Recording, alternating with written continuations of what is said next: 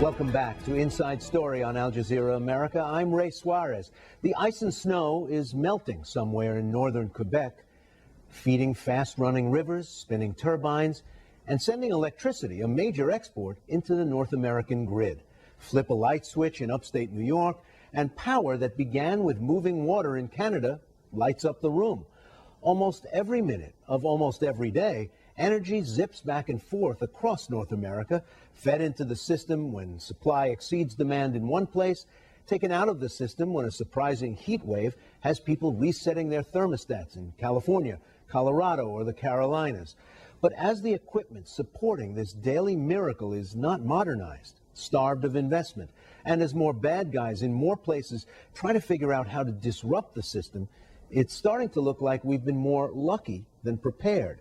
For a look at what needs to be done and whether we can manage it, I'm joined by Matthew Cordaro, a former energy executive who's now a member of New York Affordable Reliable Electric Alliance, and Casey Dinges, Senior Managing Director of the American Society of Civil Engineers. Welcome back to the program.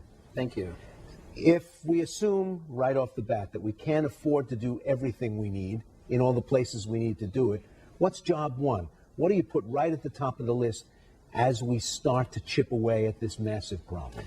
You know, it's hard to come up with just a number one point on that. When you're looking at the energy grid, you're looking at kind of three major components. There's the generation grid, you know, or the power plants themselves, how we generate the power, the major transmission lines, how we move the power over great distances, and then the local distribution lines, how you bring the power into houses and local businesses.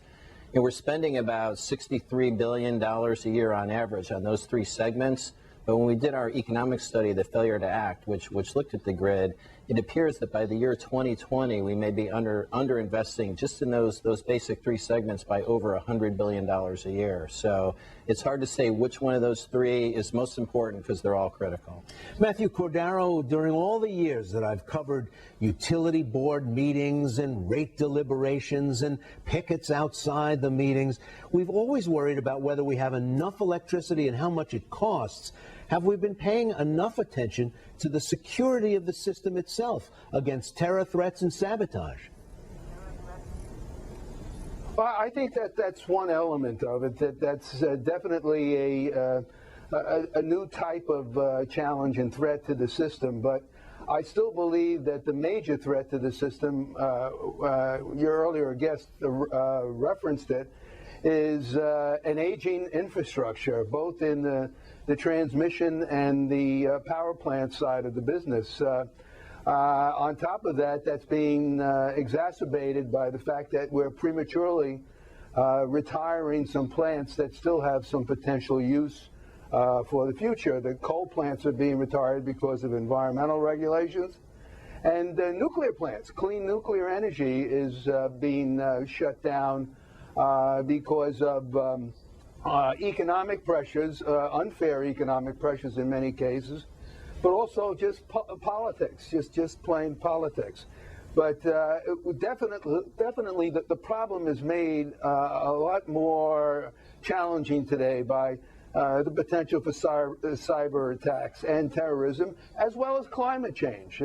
Because of climate change, we're seeing much more the frequency of severe weather, which does damage to the power grid and causes significant outages. Matthew Cordaro, I've lived in big cities my whole life, and I'm used to the idea that I see people climbing up from below ground on ladders through the sidewalk or through the street bed.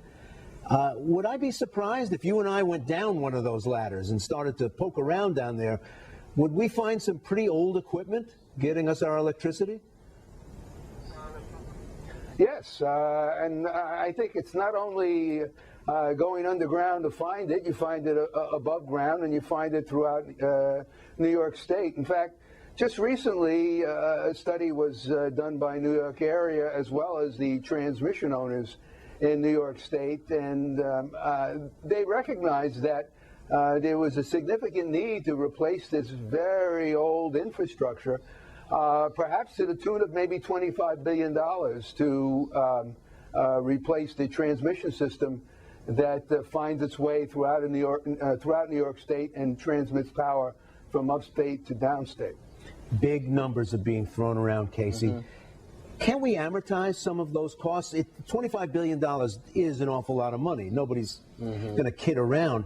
But with greater efficiency, with greater security, with the ability to spread out the tax treatment of some of those expenditures, aren't there ways to handle that? We keep saying, oh, we can't do it. Sure. No, it's doable. And when I think about the economic study we did on the energy sector compared to the ones we did for transportation, water, and ports in the United States, the funding gap on this one, while sizable, does seem manageable. I mean, we're looking at a gap by the year 2020 of roughly over $100 billion a year. So when we did the study a couple years ago, that was about $11 billion a year in terms of a shortfall. So in a nation with a GDP of $16 trillion in this one sector, I think we should be able to move forward. People need to remember that out of all the infrastructure sectors, electricity may be the most critical because everything else we do really runs off of that. I remember at the new millennium in the year 2000, the National Academy of Engineering came out with a report on the 20 top engineering innovations of the 20th century, things that you would, the automobile, the internet, clean water. The number one thing on that list was electricity.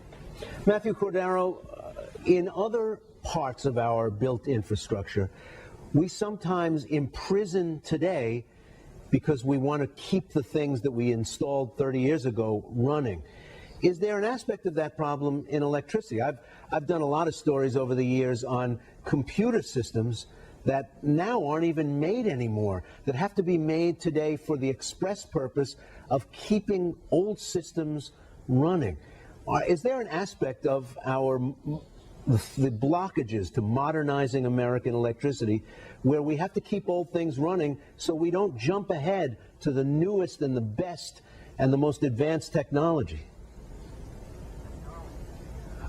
I don't think so as much. It's a two-pronged problem. We've got to keep some of the old systems running to bridge the gap to when we can install a significant amount of new technology and the new equipment. The real problem is that we have to recognize, first of all, that we have a real problem and admit it, and perhaps launch a Manhattan-style project to deal with the problem and get the government in line with that, developing programs and regulations and incentives for the utilities to build new systems, as well as exercising some leadership. I think the utility industry has to step forward and be innovative, use new technology, become a little bit more aggressive in funding and the expansion of the infrastructure. And probably even more important, or most important,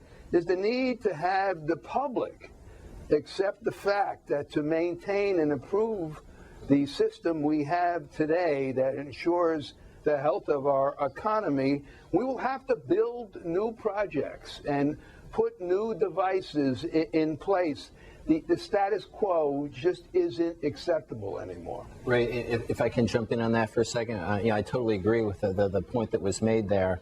There's a certain duality people exhibit. They expect when they flip the switch it's going to be there, but once you get to discussions of a power line or a new windmill farm or facilities like that, all of a sudden opposition builds. Right now, over the next 5 years in this country, we need to build 17,000 miles of high voltage lines and key pipelines in this country, and there are a number of siting issues and delays that we're experiencing. Casey Dinges, good to see you. Matthew Cordaro, thanks for joining us.